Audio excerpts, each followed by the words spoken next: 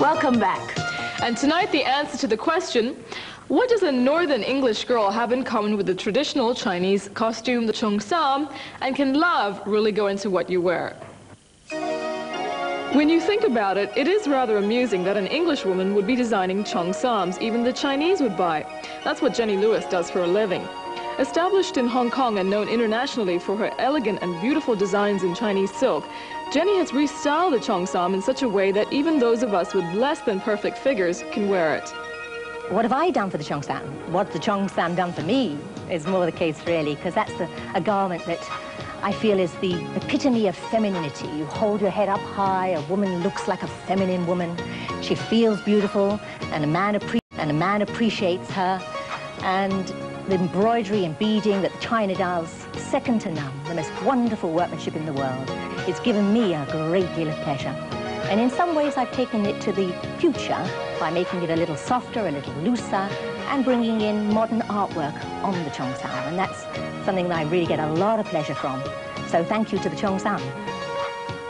When her daughter Debbie married James Mayhew in London, Jenny made her a dress that was fit for a queen, literally, and the talk of social circles and bridal magazines. But that was not all that Jenny remembers about the event.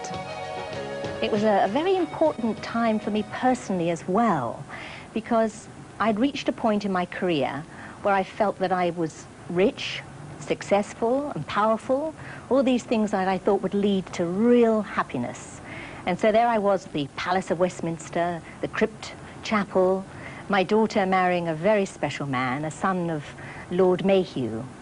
And so there was this excitement of her getting married, yet in my heart I knew that I in fact had not reached the meaning of life. I wasn't happy, I wasn't content, I didn't have all this great excitement that I'd really made it in the world. In fact, quite honestly, it was the opposite. So during her wedding, when I heard the passage that you often hear at weddings, Corinthians 1:13, that love is everything, that's when I knew that I had rather unbalanced my life. Money, fame, power, it was nothing compared to this area that I hadn't been looking at.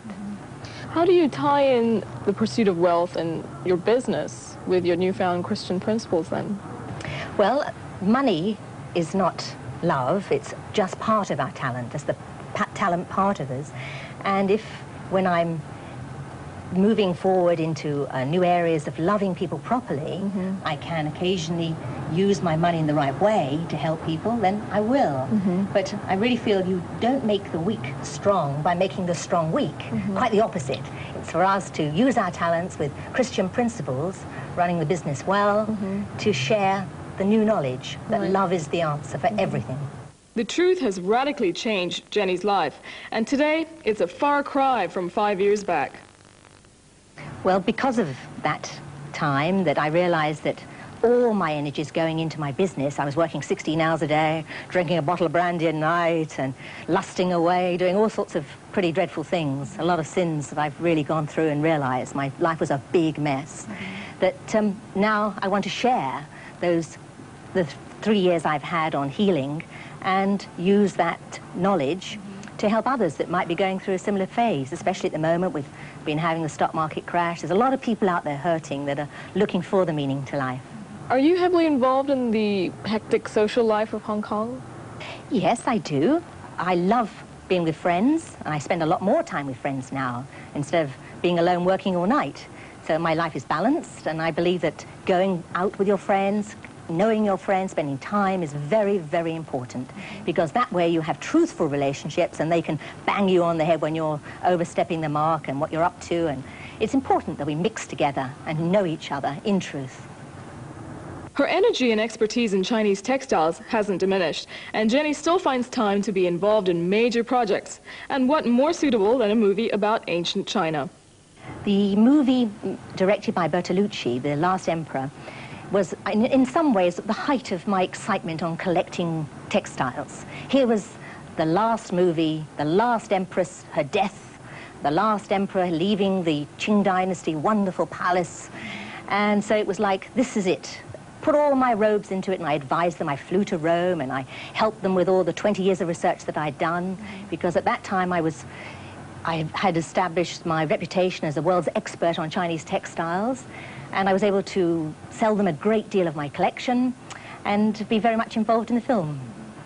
You've got all these wonderful projects in the past. What more would you like to do in the future? It's a question really of, as we become one with China, my heart is very much with Hong Kong and China, and I hope to be part of that path, that we share friendship and love and understand each other. That's the path that I'm really on now. Sharing our talents, sharing our love, growing together in truth. So you plan to stay in Hong Kong for quite a while more then?